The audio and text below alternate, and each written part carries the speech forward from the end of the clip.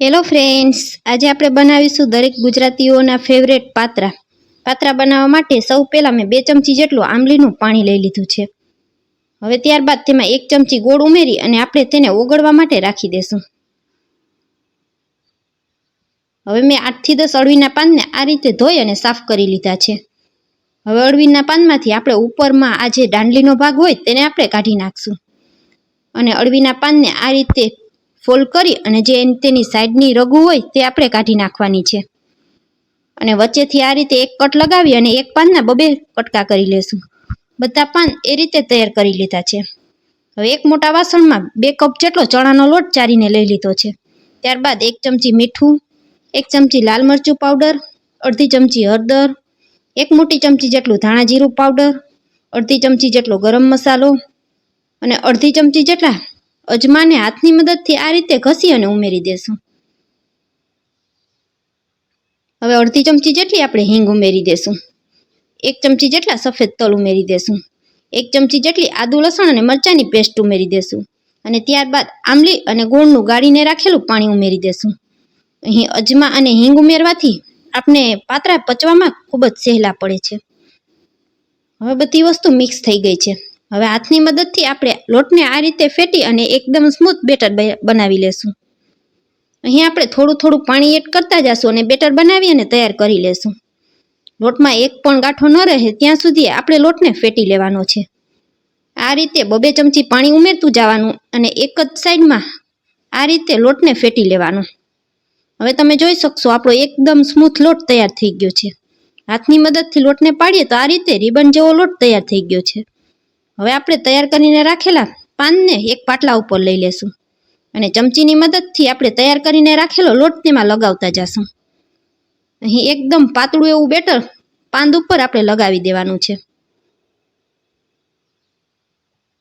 હવે આખા પાન ઉપર આ રીતે લોટ લગાવી દીધો છે. હવે તેને એકદમ ટાઈટ રોલ વાળી લેવાનો છે.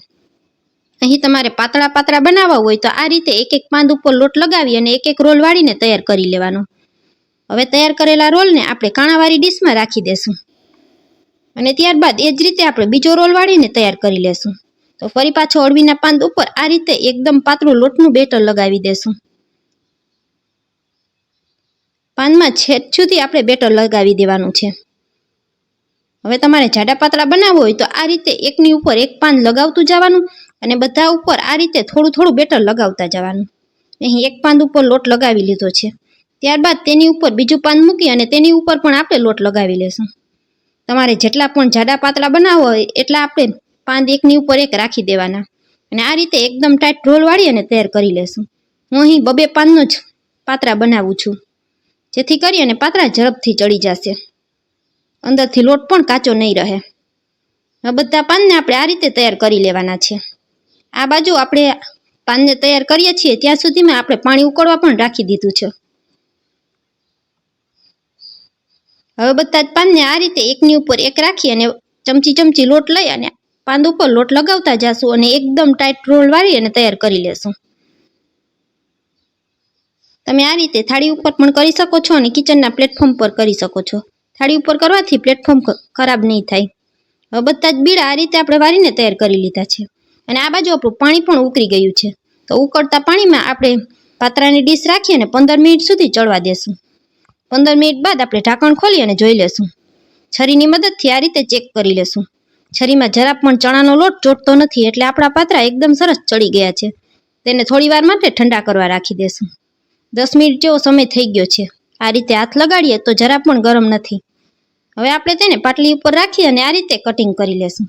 તમારે નાના મોટા જેવડા પીસ કરવા હોય એ રીતે કટ લગાવી દેવાનો અને બધા પાત્રાને આ રીતે આપણે કટિંગ કરી અને તૈયાર કરી લેશું. હવે તમે જોઈ શકશો બધા પાત્રા આપણા આ રીતે એક સરખા અને લેયરવાળા તૈયાર થયા છે. હવે એક કડાઈમાં 2 ચમચી જેટલું તેલ ગરમ કરી લેશું અને તેમાં અડધી ચમચી રાઈ ઉમેરી દેશું. અડધી ચમચી સફેદ તલ ઉમેરી દેશું. રાઈ અને તલ સંતળાઈ જાય ત્યારબાદ થોડા મીઠા લીમડાના પાન ઉમેરી દેશું અને હવે તૈયાર કરીને રાખેલા પાતળા તેમાં ઉમેરી દેશું અને બધી વસ્તુને આ રીતે મિક્સ કરી લેશું.